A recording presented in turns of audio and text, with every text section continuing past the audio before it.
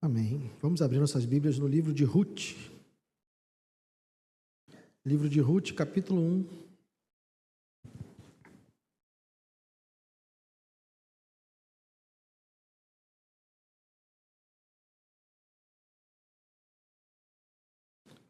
Livro de Ruth. Fica logo depois do livro de Juízes. Antes do livro dos Reis. Não, desculpa, antes do livro de Samuel, né? Antes do livro de Samuel. Ruth, capítulo 1. Vamos ler o capítulo inteiro, do verso 1 ao verso 22.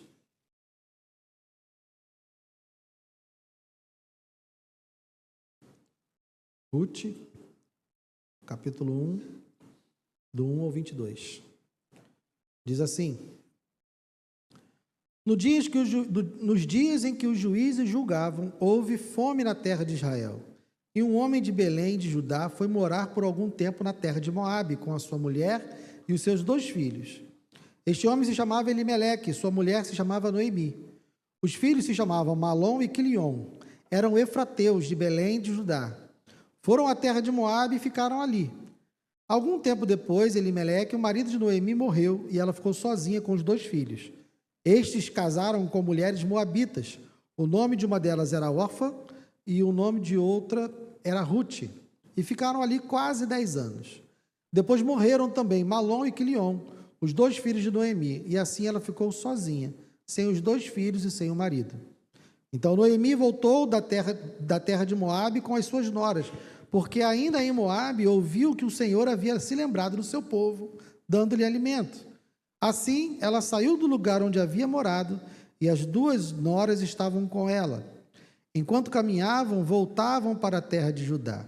Noemi disse às suas noras: Vão agora e voltem, cada uma para a casa de sua mãe, e que o Senhor seja bondoso com vocês, assim como vocês foram bondosas com os que morreram e comigo.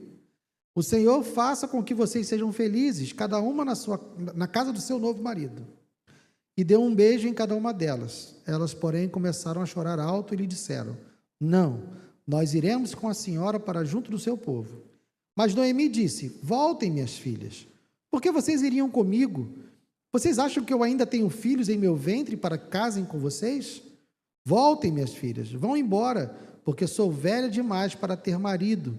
E ainda que eu dissesse, tenho esperança, ou ainda que casasse esta noite e tivesse filhos, será que vocês iriam esperar até que eles viessem a crescer? Ficariam tanto tempo sem casar? Não, minhas filhas, a minha amargura é maior do que a de vocês, porque o Senhor descarregou a sua mão contra mim. Então, de novo, choraram em alta voz. Orfa, com um beijo, se despediu de sua sogra, porém Ruth se apegou a ela. Então Noemi disse: Veja, a sua cunhada voltou para o seu povo e para os seus deuses. Vá, você também com ela. Porém Ruth respondeu: Não insista para que eu a deixe, nem me obrigue a não segui-la. Porque aonde quer que você for, irei eu. E onde quer que pousar, ali pousarei eu. O seu povo é o meu povo, e o seu Deus é o meu Deus. Onde quer que você morrer, morrerei eu, e aí serei sepultada. Que o Senhor me castigue, se outra coisa que não seja a morte me separar de você. Quando Noemi viu que Ruth estava mesmo decidida a acompanhá-la, deixou de insistir com ela. Então ambas se foram, até que chegaram a Belém. E aconteceu que ao chegarem ali, toda a cidade se comoveu por causa delas. E as mulheres perguntavam: Essa não é a Noemi? Porém ela lhes dizia: Não me chamem de Noemi, mas de Mara, porque o Todo-Poderoso me deu muita amargura. Quando saí daqui eu era plena, mas o Senhor me fez voltar vazia.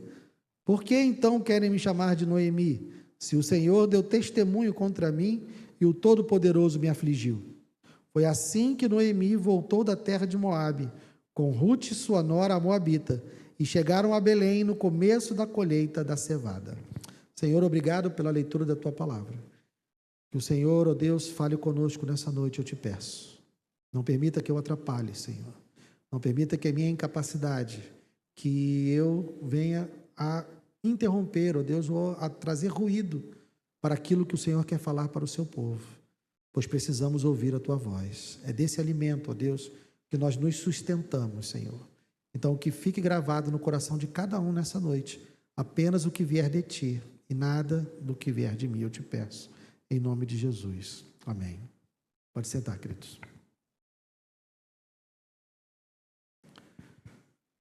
O livro de Ruth, ele é um livro que conta uma narrativa que acontece no período dos juízes.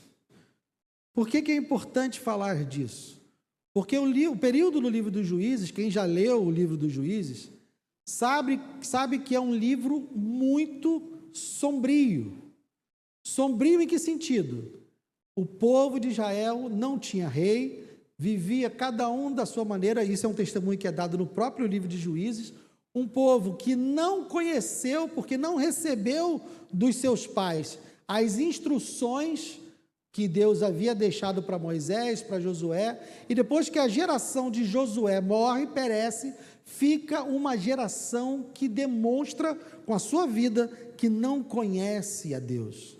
Só que Deus tem uma aliança com esse povo, e Deus não permite que esse povo viva em desobediência. E todas as vezes que eles desobedecem, Deus vem e pesa a mão sobre eles, e uma nação estrangeira vinha oprimi-los. E no meio da opressão, quando o cinto aperta, nessa hora todo mundo lembra de Deus, né? Não é diferente, então, com o povo de Israel. Quando o cinto apertava, eles se voltavam para Deus, declaravam que estavam arrependidos, e Deus vinha, levantava um juiz para libertá-los, e enquanto esse juiz vivia, havia paz em Israel, eles obedeciam a Deus. Mas era só o juiz morrer, o que acontecia? Eles iam lá e de novo faziam o que era mal, perante os olhos do Senhor. Então o livro de Juízes, ele é um livro onde demonstra toda a desobediência de Israel, todas as consequências disso, e é algo que se chama na teologia de uma espiral descendente. Por quê? Porque cada vez que o povo cai, fica pior. Você percebe isso quando vai ler o último capítulo de Juízes, e é um capítulo que você fica lendo pensando, meu Deus, o que isso está fazendo aqui? De tão forte, de tão pesado que é. Espero que você fique curioso e leia o livro de Juízes, mas não vai direto para o capítulo final, não. Tá? Leia o livro todo. Mas é um período muito sombrio. E aqui o livro começa dizendo que eles estavam no dia em que os juízes julgavam. Então a história de Ruth é o único pontinho de luz que nós temos nesse período, porque nós vamos ver a importância, nós vamos ver aqui como isso é o pontinho de luz, mas ele acontece justamente nesse período, num período onde Israel não tinha rei ainda, ele não tinha a sua unidade como nação ainda, porque lendo o livro de Juízes, você vai ver que havia uma fragmentação muito grande entre as tribos ainda não trabalhavam como uma nação, elas eram tribos autônomas, e às vezes elas se uniam para ir contra o inimigo, mas não tinham uma identidade nacional, e eles não tinham um rei ainda. Então, é nesse tempo que isso aqui está acontecendo. Essa fome que nos é apresentada aqui no verso 1, né, ela não está relatada lá no livro de Juízes. A gente não pode determinar que essa fome tenha vindo por causa de um juízo de Deus, mas é provável, porque o livro de Juízes é um livro onde Deus constantemente está pesando a sua mão sobre o seu povo, e isso acontece sempre por meio de uma nação opressora. Então essa fome pode ser resultado disso, mas não está com clareza. O resultado é que Elimeleque resolve sair com sua esposa para ir para Moabe, para ter melhores condições de vida lá, porque estava havendo fome. Ele sai com ela e com seus filhos. Ele morre, os filhos se casam com 2 moabitas, e então os filhos morrem. Na cultura daquela época, uma mulher viúva e sem filhos, ela não tinha sustento, ela não tinha amparo, porque quem deveria cuidar das viúvas eram os filhos. Se ela não tinha filhos, ela não tinha quem cuidasse. Então ela se encontra nesse momento desamparada, ela e suas noras, porque as suas noras também não tinham tido filhos. Então elas estavam também mais ou menos na mesma situação de Noemi. Então Noemi decide voltar. Só que no caminho que Noemi está fazendo de volta, ela entende que essas suas noras, por serem mais jovens, tinham chance de voltar para a casa dos seus pais e encontrarem um novo marido. Ela já não entendia dessa forma, porque ela descreve que ela já é uma pessoa de mais idade. Então ela diz: voltem vocês, voltem para as suas casas e lá encontrem um novo marido. De início, nenhuma das duas quer ir, nenhuma das duas realmente quer se apartar dela. E aqui no verso 9, deu um beijo em cada uma delas. Elas, porém, começaram a chorar alto e lhe disseram: nós não iremos, nós iremos com a senhora para junto do seu povo. Aí Noemi vai ser mais enfática, né? E ela vai dizer: voltem, minhas filhas, por que vocês iriam comigo? Vocês acham que eu ainda tenho filhos em meu ventre para que se casem com vocês? Voltem, minhas filhas, vão embora, porque eu sou velha demais para ter marido. E ainda que eu dissesse: tenho esperança, ou ainda que casasse essa noite e tivesse filhos, será que vocês iriam esperar até que eles viessem a crescer? Ficariam tanto tempo sem casar? Não, minhas filhas, a minha amargura é maior do que a de vocês, porque o Senhor descarregou a sua mão contra mim. Então Noemi pinta um quadro para essas mulheres, um quadro onde ele está dizendo: olha, se vocês vierem comigo, a probabilidade de vocês ficarem desamparadas é enorme. Porque ela está citando aqui a questão de ter filhos, porque de acordo com a lei, o filho de um judeu, os judeus, quando o seu irmão morre, ele tem a responsabilidade de assumir o casamento daquela esposa, para perpetuar a linhagem. Então, quando o irmão de um judeu morria, ele assumia a sua esposa. Vocês se lembram daquela parábola que os saduceus quiseram fazer com Jesus para fazer uma pegadinha com ele? E eles vão falando: ela se casou no final com 7 irmãos. Quando chegarem no céu, de quem ela vai ser esposa? E aí Jesus diz: olha, no céu não haverá casamento, seremos como os anjos. Mas ali está retratada essa lei. Então, os irmãos se casavam com as viúvas dos seus irmãos. E Noemi está dizendo: olha, eu não tenho mais filhos e nem tenho perspectiva de ter filhos, mas que ainda fosse, digamos que eu me casasse hoje, engravidasse hoje, vocês esperariam essas crianças crescerem para poder se casar com vocês? Então ela apresenta uma perspectiva para elas de que elas não teriam nenhuma chance de serem amparadas se acompanhassem Noemi. Então, diante desse peso, diante dessa verdade que foi explicada, aí no verso 14, então de novo choraram em alta voz. Orfa, com um beijo, se despediu de sua sogra. Então ela ouviu aquilo e falou: bom, já que é assim, então eu realmente vou voltar para a casa da minha mãe e vou correr atrás do meu prejuízo, vou ver se eu me caso e resolvo. Ela gostava de Noemi? Gostava. Mas nós vamos ver que não era uma questão apenas de afinidade. Então Noemi disse, verso 15, veja, falou para Ruth, né? A sua cunhada voltou para o seu povo, e aqui vem o elemento importante. Ela voltou para o seu povo e para os seus deuses. Vá você também com ela.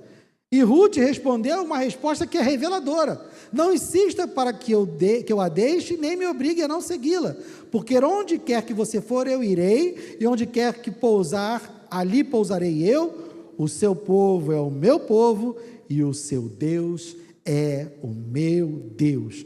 Onde quer que você morrer, morrerei eu, e aí serei sepultada. Que o Senhor me castigue, se outra coisa que não seja a morte me separar de você. Então vejam que a declaração de Ruth já está dizendo: olha, Noemi, eu te amo, Noemi, eu quero estar contigo, mas perceba, eu não sigo mais aqueles deuses, eu sigo o Senhor agora.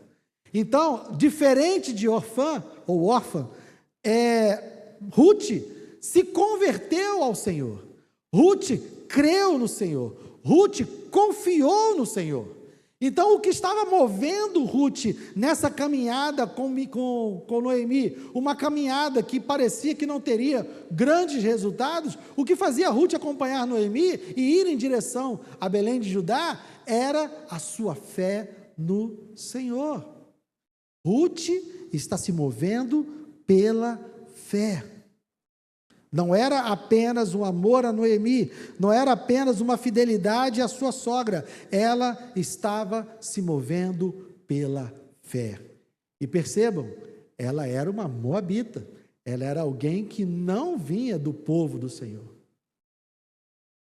Então, falando de fé, e vamos ver que o exemplo de fé de Ruth é muito semelhante a outros registros de fé que nós temos. Volte um pouquinho aí, deixe marcado aí o livro de Ruth, mas volte um pouquinho, Gênesis capítulo 12.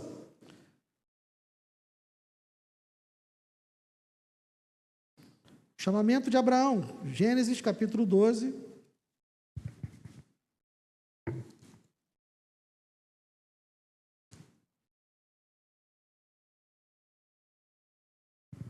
Do 1 ao 4.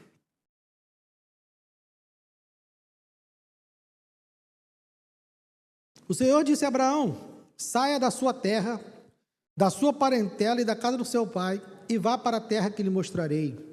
Farei de você uma grande nação e o abençoarei, e engrandecerei o teu nome. Seja uma bênção. Abençoarei aqueles que o abençoarem, e amaldiçoarei aquele que o amaldiçoar. Em você serão benditas todas as famílias da terra. Partiu, pois, Abraão, como o Senhor lhe havia ordenado, e Ló foi com ele. Abraão tinha 75 anos quando saiu da terra de Harã. Percebam, Abraão estava na casa do seu pai, vivendo a sua vida normalmente, a sua vida com os deuses do seu pai. Ele não tinha nenhum histórico de que estava buscando o Senhor, mas o Senhor foi até ele. E não foi até ele apenas para se apresentar, foi até ele com uma ordem: sai da tua terra, da sua parentela, e vai para a terra que eu lhe mostrarei. Abraão não sabia nem para onde está indo aqui, Abrão ainda, né? Não é nem Abraão, ele ainda era Abrão. Abrão, então, sai da sua casa e vai na confiança. Ele não sabia o que lhe esperava, ele não sabia que caminho era esse, ele não sabia que terra era essa, e ele ainda iria conhecer, de fato, o Senhor no caminho. Mas ele atende ao chamado de Deus por sua fé. Vamos ver agora outra fé, fé de Raabe, Josué, capítulo 4.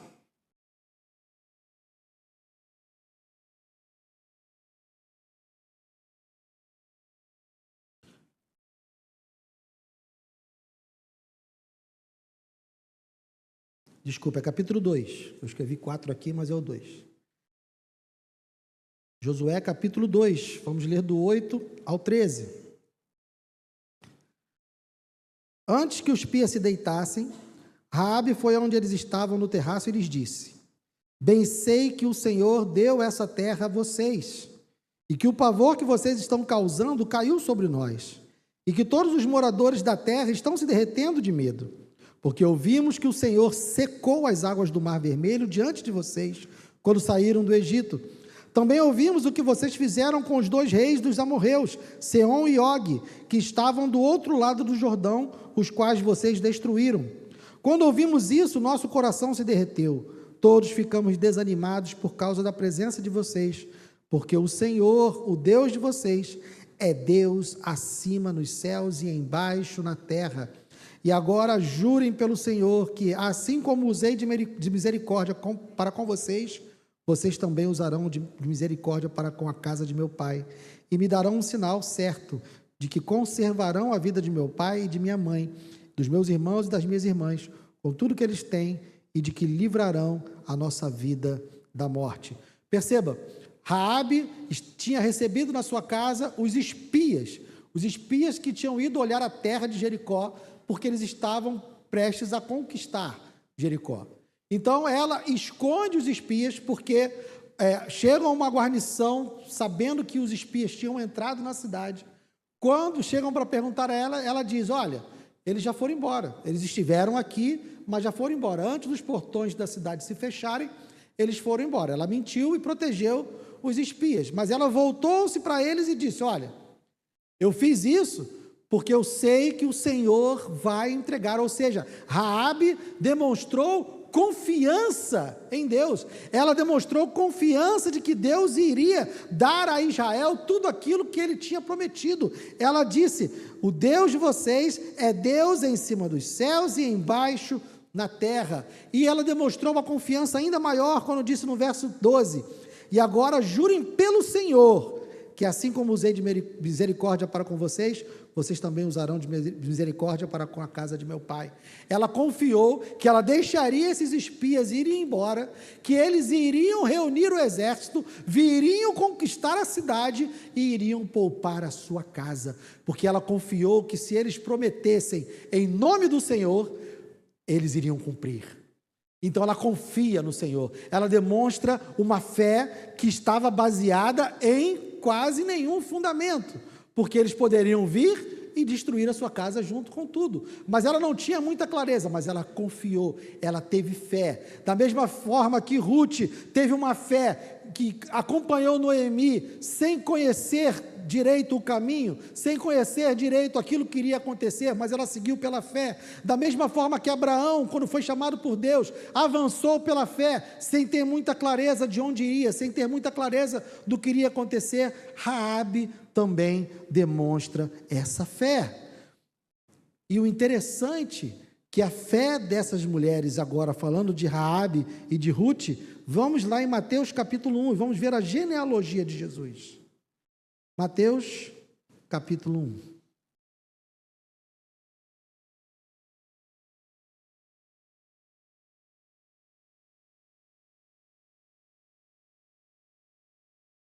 Vamos ler do verso 1, a primeira parte do verso 6 apenas. Mateus começa o seu evangelho falando da genealogia de Jesus, da sua ascendência. Mateus 1, a partir do verso 1, livro da genealogia de Jesus Cristo, filho de Davi, filho de Abraão. Abraão gerou Isaque, Isaque gerou Jacó, Jacó gerou Judá e os seus irmãos. Judá gerou Pérez e Zera, cuja mãe foi Tamar. Pérez gerou Esrom, Esrom gerou Arão, Arão gerou Aminadab, Aminadab gerou Naasson, Naasson gerou Salmão, que gerou Boaz, cuja mãe foi Raabe. Boaz gerou Obed, cuja mãe foi Ruth, e Obed gerou gerou Jessé, Jessé gerou o rei Davi. Só até aí. Vejam, irmãos, que normalmente as genealogias hebraicas, e não somente as hebraicas, todas as genealogias daquele período histórico citam somente os homens. Mas aqui na genealogia de Jesus, além de Tamar, que teve toda aquele problema lá com Judá, nós tivemos aqui também Raabe e também Ruth citadas nessa genealogia, por conta da fé que elas demonstram, e por isso elas são de suma importância para o cumprimento da promessa de Deus. Pode voltar lá para o livro de Ruth. Então percebam que o livro de Ruth, ele tem como propósito da sua escrita, ele tem a missão de defender Davi como legítimo herdeiro do trono, porque aqueles que conhecem a lei de Deus, entendem e sabem que Deus determinou, lá em Gênesis capítulo 17, eu não vou parar para lermos, para economizarmos tempo, mas Gênesis capítulo 17, nos versos 14 e 15, Deus diz, olha, vai chegar o dia onde vocês, quando estiverem na terra prometida, vocês vão querer ter um rei como todas as outras nações. Então, vocês vão escolher um rei de acordo com a minha vontade. E a primeira característica desse rei era ser alguém dentre os seus irmãos. Estrangeiro, alguém estranho, alguém de fora, não poderia ser rei. Então, como Davi tinha na sua linhagem tanto Ruth quanto Raabe, o seu reinado poderia ser questionado. Então o livro de Ruth vai nos apresentar que, na verdade, e aqui eu acho interessante, porque quando se vê o conceito de ser salvo pela fé, todo mundo se remete apenas ao Novo Testamento, como se o Antigo Testamento fosse uma salvação por obras, ou fosse um relacionamento com Deus, segundo o nascimento. Mas nós vamos entender aqui em Ruth, que essa filiação, essa descendência, ela é uma descendência que acontece pela fé. Ruth creu no Senhor e por isso ela foi com Noemi. E pelo fato dela ter ido com Noemi e crido dessa forma, no desenrolar desse livro, nós não vamos ver hoje, mas veremos nos próximos domingos, nós vamos ver a importância dessa atitude de Ruth, que vai culminar justamente com ela entrando na genealogia de Jesus. Então, o autor está demonstrando que Ruth, mesmo sendo moabita, havia entrado legitimamente na promessa de Deus. E Jesus confirma isso e Paulo vai confirmar isso mais adiante. Vamos lá, Mateus capítulo 8. Vejam como a fé é algo predominante. Mateus capítulo 8, a partir do verso 5.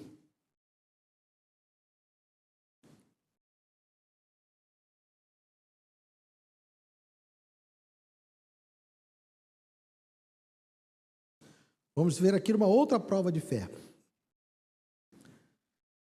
Tendo Jesus entrado em Cafarnaum, um centurião se aproximou dele implorando. O centurião, irmãos, era um oficial do exército romano. E ele diz: Senhor, o meu servo está na minha casa de cama, paralítico, sofrendo horrivelmente. Jesus lhe disse: eu vou lá curá-lo. Mas o centurião respondeu: Senhor, não sou digno de recebê-lo em minha casa, mas apenas mande com uma palavra e o meu servo será curado. Porque também eu sou um homem sujeito à autoridade, tenho soldados às minhas ordens, e digo a esse vá, e ele vai, e a outro venha, e ele vem, e ao meu servo faça isso, e ele o faz. Ao ouvir isso, Jesus ficou admirado e disse aos que o acompanhavam: em verdade lhes digo que nem mesmo em Israel encontrei fé como essa. Verso 11. Digo a vocês que muitos virão do Oriente e do Ocidente e tomarão lugar à mesa com Abraão, Isaque e Jacó no reino dos céus. Só até aí. Então vejam, a fé é a porta de entrada na descendência abençoada de Deus. Não é o nascimento. Jesus está dizendo: virão do Oriente e virão do Ocidente e tomarão lugar à mesa com Abraão, Isaque e Jacó, entrarão na mesma promessa, entrarão nas mesmas bênçãos. Por quê? Porque creram. E por fim, Romanos capítulo 9. Paulo falando dos seus irmãos judeus.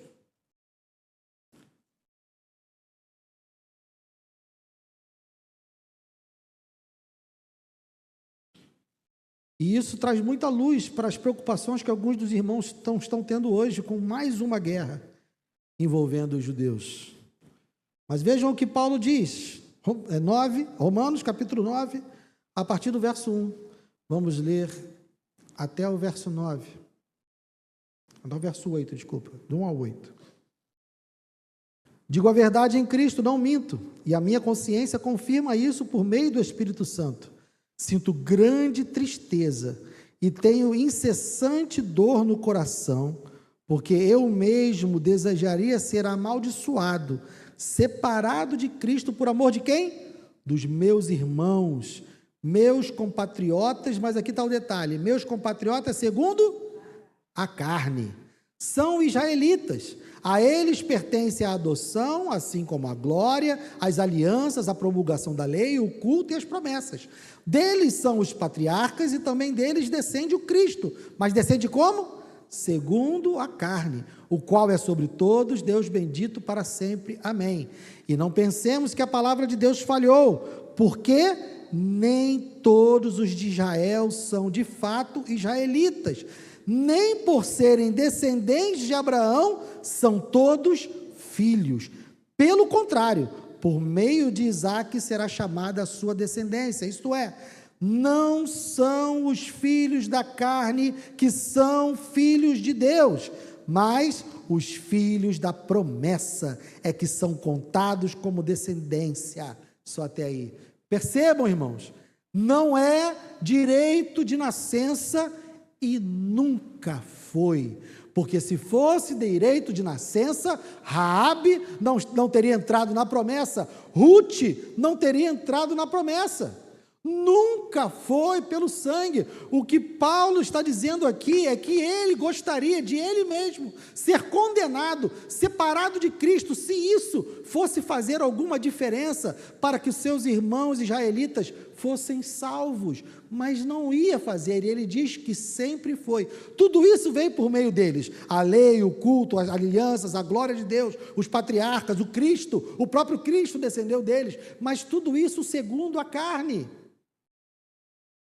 Para que alguém de Israel se torne filho de Deus, ele precisa ser filho da promessa. Não basta ter nascido de um ventre judeu, ele tem que ser filho da promessa, e para ser filho da promessa, tem que crer em Jesus.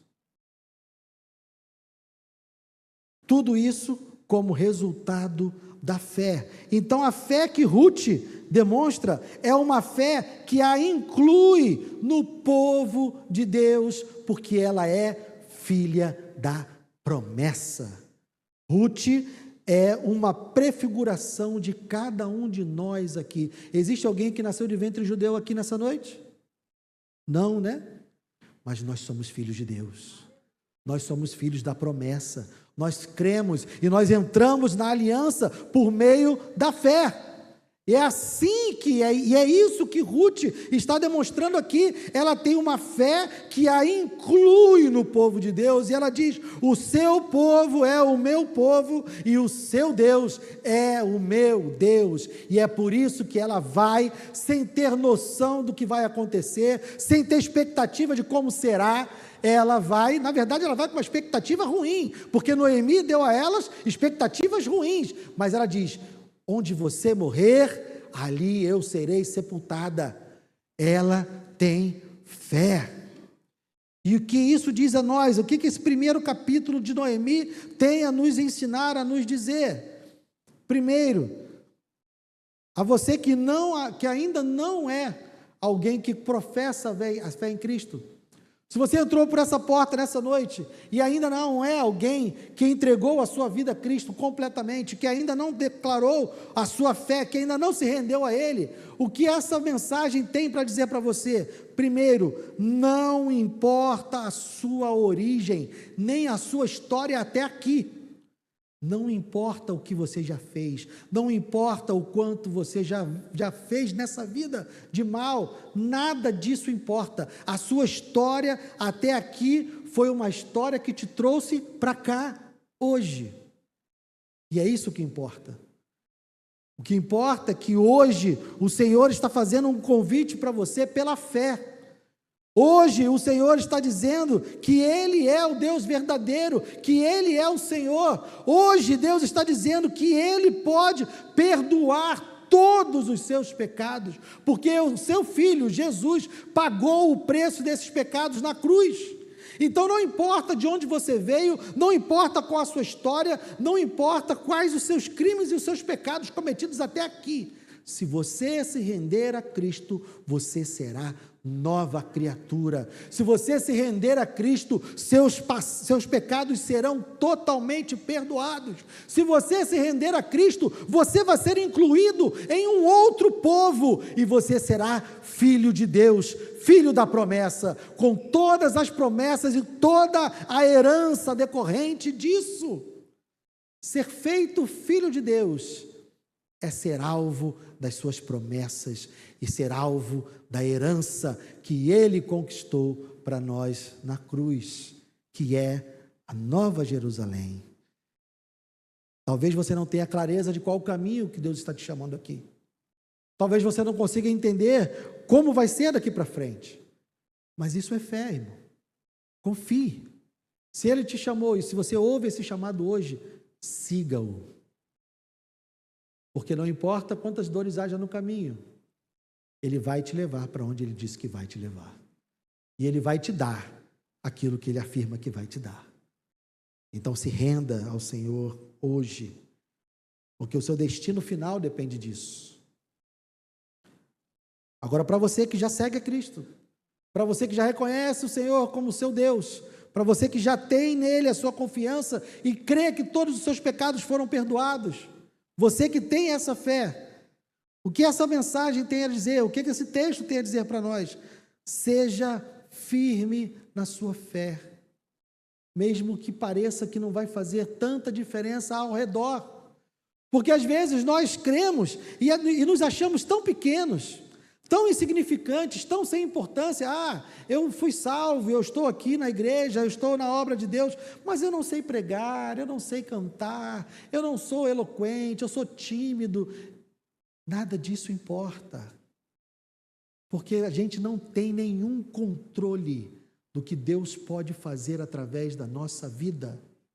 Se você for fiel, se você for uma pessoa temente a Deus, se você vive a sua vida de acordo com a vontade de Deus, se você é uma pessoa que ora, uma pessoa que estuda a sua palavra, que conhece a Deus e que se faz conhecido diante de Deus, você não tem noção do que pode ser feito através da sua vida. Ruth não sabia o que iria acontecer e graças a ela ter entrado em Israel com Noemi, a descendência de Davi prosseguiu, e o nosso Messias, o nosso Senhor veio, porque Ruth atendeu um chamado da fé.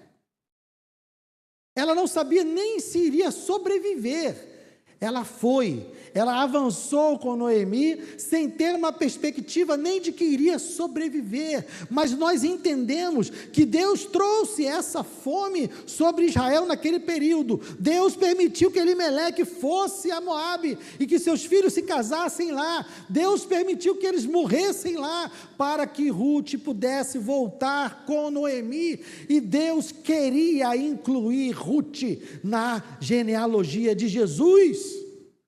Deus queria demonstrar que a salvação que Ele providenciou por meio de Cristo, desde sempre, foi para os filhos da fé. Desde sempre, foram para aqueles que creram na sua palavra, daqueles que creram no seu nome. Ruth e Noemi, na simplicidade de sua fé, elas estavam apenas buscando sobrevivência. Elas só queriam sobreviver, mas Deus usou elas como canais, que providenciou o nosso Messias, o nosso Senhor. Então não importa se você se acha pequeno, não importa se você se acha sem talento, Deus tem um propósito na sua vida. Se Ele te chamou, se você se rendeu a Ele um dia, se Ele incluiu você no corpo, se Ele te colocou entre nós, é porque Ele tem um propósito na sua vida. Fique firme, creia, confie, busque o seu talento, busque o seu dom, busque contribuir, busque fazer algo, porque você não tem noção do que Deus pode fazer através de você. Ruth provavelmente, certamente, morreu sem saber que o Messias veio da linhagem dela. Lá no céu, ela deve ter tomado conhecimento disso. Eu sempre brinco sobre Ananias, né? Ananias, que foi aquele que Deus mandou ir lá pregar para Paulo. Deus cegou Paulo, se apresentou: Paulo, por que me persegues? E deixou ele cego e falou para Ananias: Ananias, vai lá agora e prega para aquele cara. E Ananias falou assim: tem certeza? Esse cara está matando um monte de judeu, um monte de crente aí. Não, vai lá. Vai lá. Ananias só apareceu nesse momento na Bíblia. Você nunca mais ouviu falar de Ananias. Mas Ananias foi responsável por pregar o evangelho a Paulo, o maior escritor do Novo Testamento. Irmãos, eu só quero ser um Ananias na vida. Se eu puder, um dia, lá no céu, saber que um de vocês fez grandes proezas para Deus e para o seu reino, eu vou ficar muito feliz. Simplesmente porque eu vim aqui cumprir o meu papel, de uma vez por semana trazer a palavra a vocês. Então não se ache pequeno. Não pense que o que você faz é insignificante. Nada que nós fazemos em obediência a Deus é insignificante. Deus tem planos e projetos. Ele vai realizar normalmente entre aquelas pessoas mais surpreendentes. Amém? Vamos ficar de pé.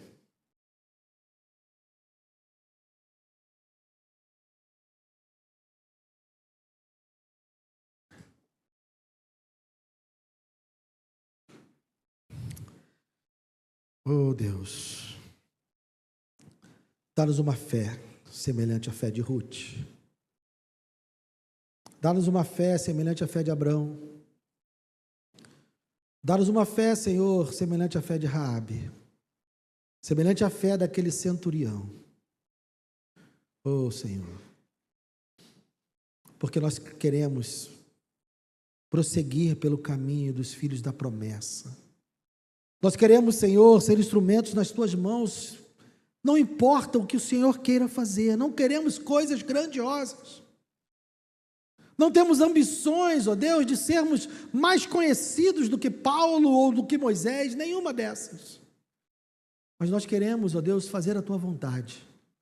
Leva-nos para onde o Senhor quiser, conduz a nossa vida da maneira que o Senhor quiser, faz conosco, Senhor, aquilo que o Senhor quiser, porque nós confiamos em Ti, Senhor. E se nós pudermos ser uma Ruth, se nós pudermos ser um Ananias, e mesmo que a nossa história não esteja registrada em nenhum lugar, que nunca preguem a nosso respeito, que nunca ensinem, que nunca escrevam livros sobre nós, nós queremos ser fiéis a Ti e fazer aquilo que o Senhor tem preparado para nós, porque nós confiamos que o Senhor é o autor da história, que o Senhor é aquele que tem controle sobre cada evento da nossa vida, e não somente da nossa vida, mas da nossa família, do nosso bairro, da nossa cidade, do nosso país e do mundo inteiro, e que o Senhor está usando teus filhos, o Senhor está usando os teus servos para dirigir essa história, e normalmente, na grande maioria das vezes, nós não temos nenhuma percepção da importância que nós vamos ter no futuro, de que pedacinho desse mosaico nós colocamos, mas o Senhor sabe. Então é na confiança que nós temos em Ti, Senhor, é sabendo que o Senhor vê o quadro completo, é sabendo que o Senhor tem a visão da obra completa, que nós nos colocamos à disposição, Senhor, nem que seja para colocar uma pedrinha, um tijolinho, se esse for o Teu querer na nossa vida, nós queremos fazer, Senhor, porque o nosso propósito é fazer a Tua vontade, e nós confiamos que o Senhor tem muito mais preparado. Muito obrigado, Senhor, por essa palavra. Obrigado, Senhor, pela vida de Ruth. Ajuda-nos, ó Deus, a poder meditar sobre essa palavra ainda hoje e ao longo da semana. Não permita que sejamos tragados pelas conversas de futebol, pelas conversas de outras coisas, tantas coisas, ó Deus, que buscam nos distrair, mas que o nosso foco possa ser a Tua palavra e aquilo que ela pode realizar em nós. Queremos ser instrumentos nas Tuas mãos, Senhor, e não apenas cidadãos comuns que vão à igreja de vez em quando, cidadãos comuns que vão à igreja nos domingos, mas que vivem igualzinho a todos os outros durante a semana. Não é isso que queremos, Senhor. Queremos ser instrumentos nas Tuas mãos todos os dias, onde quer que estejamos, não importa com quem estejamos. Dá-nos a fé de Ruth, dá-nos a fé de Raabe, dá-nos a fé de Abraão. Eu te peço e te agradeço, Senhor, em nome de Jesus. Amém e amém.